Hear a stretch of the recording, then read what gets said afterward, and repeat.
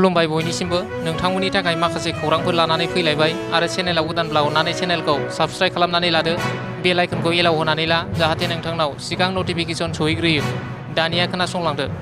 गिबि खौराङाव दङ बाक्सा जिल्लानि खारुवाजानाव खुंफुंनाय हाबाफारियाव बर' गोजोन गोरोबथा 2020खौ बिथा खालामनानै सागानगिरि आफादफोरनि खावलायनायाव बिटिआर सरकारनि गेजेरजों मैया बड'लेण्ड सोमावसारनायाव मुंख्लं जानाय एबसुनि सा 333 नो 3 लाख रांनि चेक आरो बारग' बिएलटि दैदेनगिरि 91 नखरनो 50,000 रांनि चेक गथायदों बिटिआर सरकारा। बे हाबाफारियावनो बाहागो लायो बिटिआरनि गाहाय खुंगिरि प्रमद बर'जों लोगोसे रायजो सभानि एमपि रोनगोरा नार्जारि आरो मावफुं सोद्रोमा रनजित बसुमतारि। एबसुनि गुबुन गुबुन बिबाननि बिबानगिरिफोरा।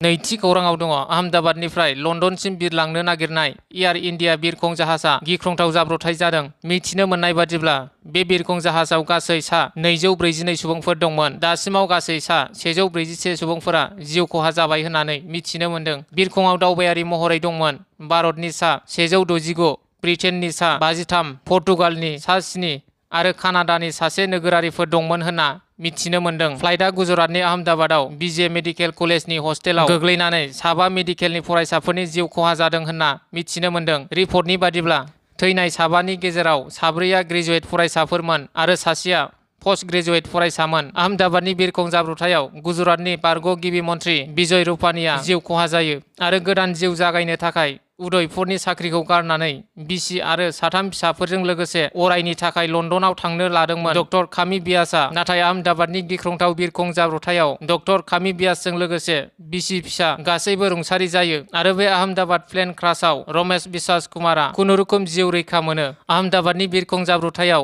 रुंसारि जानाय नखरनो टाटा ग्रुपनिफ्राय 1 कौटि राङै अनसुंथाइ होगोन होननानै फोसावबाय। थामथि खौराङाव दङ 9 नं बनरगाव बिटिसि बियाबनि सिङाव थानाय फातगाव प्राइमारिनि गासै सा 28 बिपिएफ दोलोनि मावथिफोरा बिपिएफ दोलोखौ नागारना बिजेपि दोलोआव एमसिएलए राजिब ब्रह्मजों आखाइ हमफैदों। ब्रैथि खौराङाव दङ निहुनि दिन 3.43 लाख रां घुस लानानै हमजादों। निर्मलेन्दु साहाया गुवाहाटी मुलुगसोलोंसालिनि अडिट'रियाम हलाव घुस लाफुनाय समावनो सिबिआइआ हमो निर्मलेन्दु साहाखौ।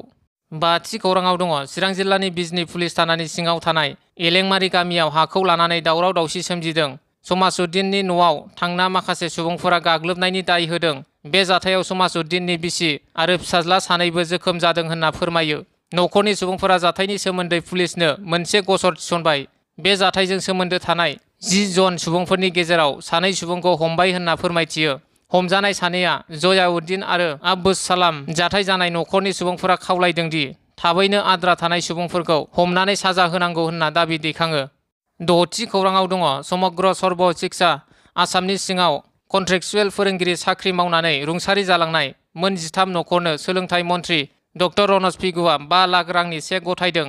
स्निथि खौराङाव दङ आसाम सरकारनि पलिसिजों खारफायोब्लाबो जानाय नङा, जोंहा जोंनि स्वार्थखौबो नायनांगोन होनना बर' थुनलाइ आफादनि गाहाय नेहाथारि नीलकान्त गयारिया गोख्रों रावजों बुङो।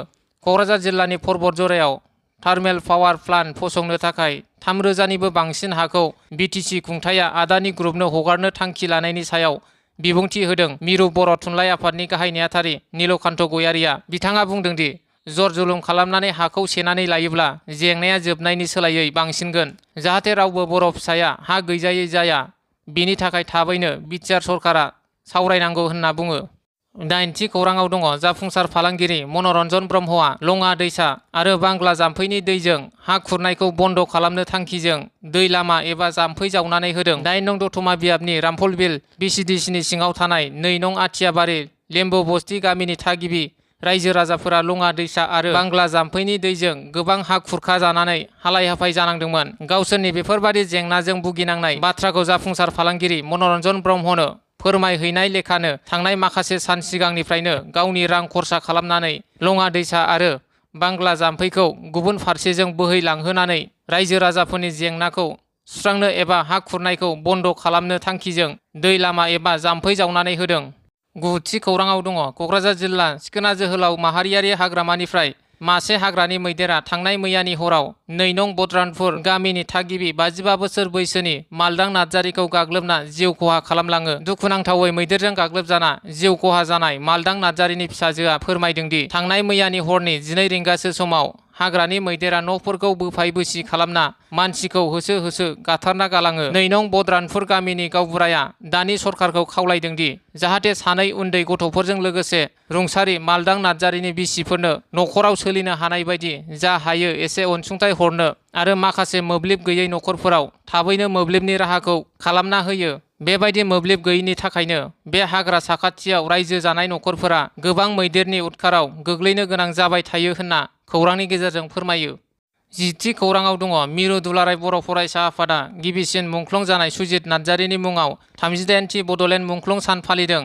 चिरां जिल्लानि सिङाव थानाय बिजनी महकुमानि बरलावगाव थेंफाख्रि फोथाराव सानसेनि हाबाफारिजों बर'नि गिबिसिन मुंख्लं जानाय सुजित नार्जारिनि मुङाव 38थि बड'लेण्ड मुंख्लं सान फालिदों। बे हाबाफारियाव मिरु दुलाराय बर' फरायसा आफादनि आफादगिरि दिपेन बर', गाहाय नेहाथारि कनिन्द्र बसुमतारी, चिरां जिल्ला दुलाराय बर' फरायसा आफादनि आफादगिरि नेहाथारिजों लोगोसे मोन 7 दख'राफोरनि आफादगिरि नेहाथारिफोरजों लोगोसे बिबानगिरिफोर आरो चिरां जिल्लानि सिंनि बर' आफादफोर गौथुमफोरनि दैदेनगिरिफोराबो बाहागो लाफैनानै हाबाफारिखौ मेहेरगोनाङै जाफुंसार खालामो आरो बिटिसि खुंथाया आदानि ग्रुपनो दारिमिन फसंनो थाखाय हा गथायनो थांखि लानायनि सायाव खुगा बेखेवदों। दुलाराय बर' फरायसा आफादनि आफादगिरि दिपेन बर'आ जर जुलुमै पुलिस मिलिटारि बाहायनानै ट्राइबेलफोरनि हा लानायखौ एबसुआ माब्लाबाबो मदद होआ होनना गोख्रों रावजों बुङो। दुलाराय बर' फरायसा आफादनि आफादगिरि दिपेन बर'आ